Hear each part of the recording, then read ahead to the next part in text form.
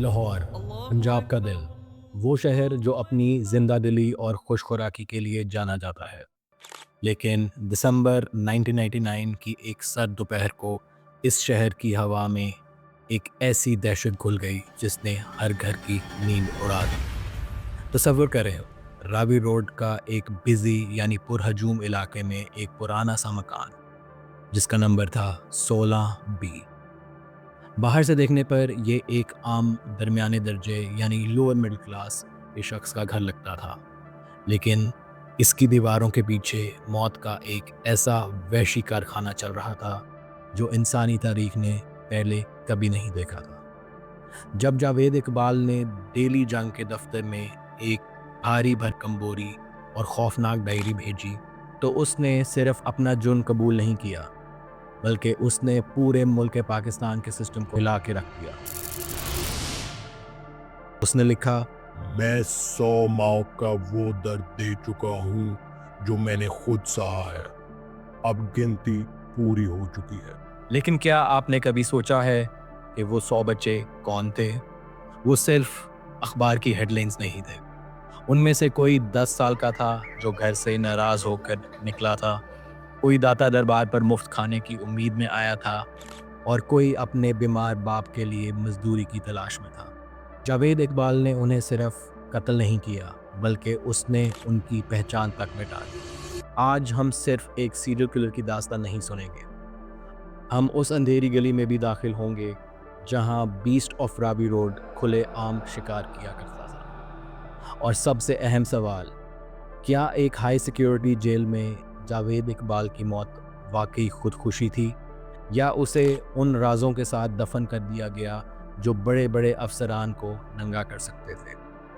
یہ داستان ہے اس نفرت کی جو ایسڈ سے بھی زیادہ تیز ہے۔ دسمبر 1999 کا آخری ہفتہ تھا۔ ڈیلی جنگ کے دفتر میں ہمیشہ کی طرح چہل پہل تھی۔ جمیل چشتی جو کہ ایک سینئر اور تجربہ کار رپورٹر تھے، اپنے ڈیسک پر بیٹھے کام کر رہے تھے جب انہیں ایک پارسل ملتا ہے۔ اس پارسل کے اندر سے جو چیزیں نکلیں انہوں نے پورے نیوز روم میں سناٹا طاری کر دیا۔ ایک ڈائری اور درجنوں تصویروں میں بچوں کے معصوم چہرے تھے، لیکن ان کی آنکھوں میں وہ خوف تھا جو صرف موت کو سامنے دیکھتے وقت ہی آ سکتا ہے۔ ایک خط تھا جس میں ایک شخص نے یہ اقرار کیا، یہ لکھا ہوا تھا کہ میں نے 100 بچوں کو اس طرح کر کے مار دیا، ایسڈ میں ڈال کے۔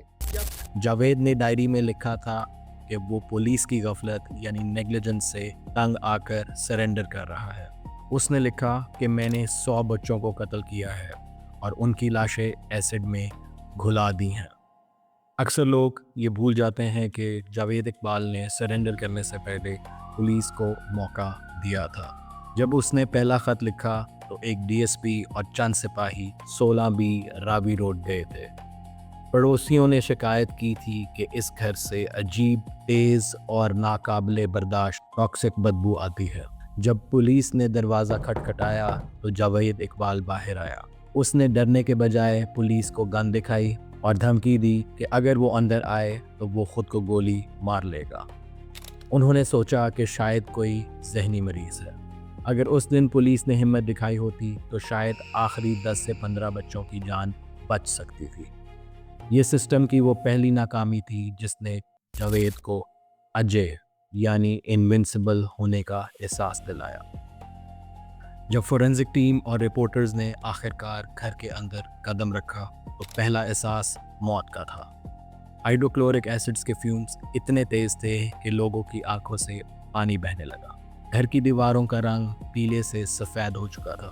ایسڈ کے ویپرز نے سب کچھ جلا دیا تھا۔ کمرے کے درمیان میں لوہے کے ہکس اور بھاری زنجیریں تھیں۔ جاوید نے اپنی ڈائری میں بتایا تھا کہ وہ بچوں کو انہی زنجیروں سے باندھ کر کئی دنوں تک ٹارچر کیا کرتا تھا۔ وہاں صرف جوتے ہی نہیں تھے بلکہ فورینزک ٹیم کو بچوں کے سویٹرز، پرانے اسکول بیگز اور چھوٹے چھوٹے کھلونے بھی ملے۔ ہر کھلونا ایک معصوم ننھی جان کی داستان سنا رہا تھا۔ صحن یعنی کورٹ یارڈ میں 2 بڑے نیلے رنگ کے پلاسٹک ڈرمز تھے، پر جب انہیں کھولا گیا تو اندر کوئی لاش نہیں تھی بلکہ ایک गाढ़ा और काला कीचड़ था। एसिड ने इंसानी हड्डियों तक को लिक्विड बना दिया था। रिपोर्टर जमील चिश्ती ने बाद में बताया कि जब उन्होंने एक ड्रम को हिला कर देखा तो उनका अपना हाथ थोड़ा सा झुलस गया। ये घर लाहौर के दिल में था, एक क्राउडेड इलाके में, लेकिन किसी को खबर ना हुई कि इस दरवाजे के पीछे क्या क़यामत का मंजर ढाया जा रहा है। जावेद इकबाल कोई सड़क छाप मुजरिम नहीं था। वो एक अमीर ख़ानदान से ताल्लुक़ रखता था। उसका बाप अली मोहम्मद लोहे का बड़ा कारोबारी बिजनेसमैन था और मिस्री शाह के इलाके में उसका नाम था। जावेद 8 बहन भाइयों में छठे यानी 6 नंबर पर था। साइकोलॉजिस्ट के मुताबिक जावेद मिडिल चाइल्ड सिंड्रोम का शिकार था। उसके बाप ने हमेशा उसके बड़े भाइयों को सहारा और जावेद को निकम्मा समझा।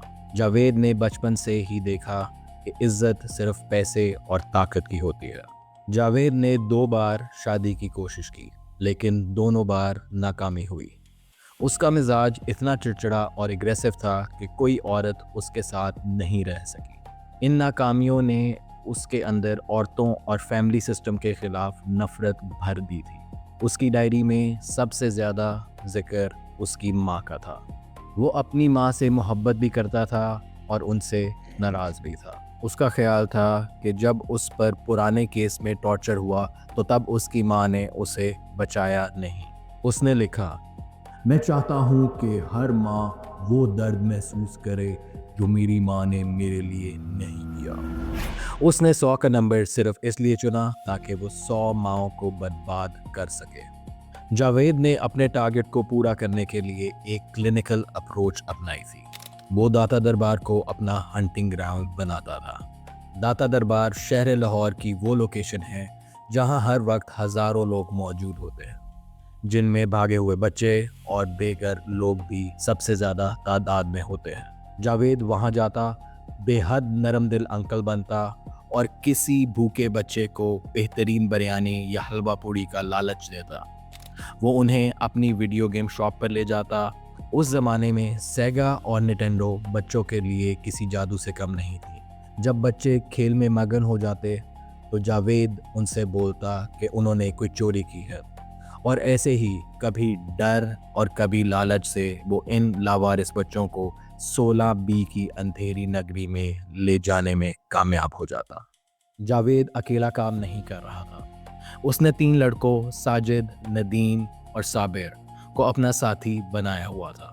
साबिर खुद सिर्फ 13 साल का था। जावेद ने इन लड़कों को पैसे और ड्रग्स का आदी बना दिया था। वो उन्हें शिकार लाने के लिए कमीशन देता था। ये सिलसिला इतना तेज़ और ऑर्गेनाइज था कि सिर्फ 147 दिनों में उसने 100 बच्चों का टारगेट पूरा कर लिया। इसका मतलब है कि हर 35 घंटे में एक मासूम बच्चा उस खौफनाक ड्रम की भेंट चढ़ जाता था। 19 दिसंबर 1999 को जब जावेद दिल्ली जंग के दफ्तर पहुंचा तो वो डरा हुआ मुजरिम नहीं था। उसने नीले रंग की शर्ट पहनी थी और वो बहुत कॉन्फिडेंट लग रहा था। उसने मीडिया को इंटरव्यू देते हुए कहा, मैंने अपना काम कर दिया है, अब दुनिया देखे। अदालत में माहौल इंतहाई कशीदा था। 100 माओं के आंसू, गम और गुस्सा फिजा में महसूस किया जा सकता था। जज अल्लाह बख्श रांझा के सामने जब जावेद ने अपना बयान बदला और कहा कि मैंने किसी को नहीं मारा, ये सब पब्लिसिटी स्टंट था, तो अदालत में शोर मच गया। लेकिन फोरेंसिक सबूत और उसकी अपनी डायरी उसके खिलाफ सबसे बड़ी गवाही थी। जज ने जो फैसला सुनाया उसने पूरी दुनिया को हिला दिया। सज़ा ये थी कि जावेद इकबाल को उसी जंजीर से मारा जाए, उसके जिस्म के 100 टुकड़े किए जाएं और उन्हें उसी एसिड के ड्रम में डाला जाए। इंटरनेशनल ह्यूमन राइट्स ऑर्गेनाइजेशन जैसे एमनेस्टी इंटरनेशनल ने इस पर शदीद एहतजाज किया। उनका कहना था कि स्टेट को इतना वहशी नहीं होना चाहिए जितना कि मुजरिम खुद था। इस बहस ने पाकिस्तान को 2 हिस्सों में तकसीम करके रख दिया। एक वो थे जो इंसाफ चाहते थे और दूसरे वो जो कानून की पासदारी। जावेद इकबाल की मौत आज भी पाकिस्तान की तारीख का एक बहुत बड़ा राज है। वो कोट लखपत जेल की एक ऐसे मैक्सिमम सिक्योरिटी सेल में था जहां परिंदा भी पर नहीं मार सकता था। उसके साथ उसका साथी साजिद भी था। सुबह 4 बजे गार्ड्स को दोनों की लाशें मिली। कहा गया कि उन्होंने अपनी चादर और कमीज से फंदा बनाकर खुदकुशी कर ली। लेकिन सवालात की एक लंबी लिस्ट है। पहला था द हाइट फैक्टर। जेल की छत इतनी ऊंची थी कि बिना किसी सहारे जैसे कि स्टूल या कुर्सी की हेल्प लिए बगैर फंदा लगाना नामुमकिन था, और सेल में कोई ऐसी चीज़ मौजूद भी नहीं थी। और फिर था द CCTV साइलेंस। उस रात कैमरे का बंद होना इत्तेफाक था या प्लानिंग। और तीसरा द ऑटोप्सी।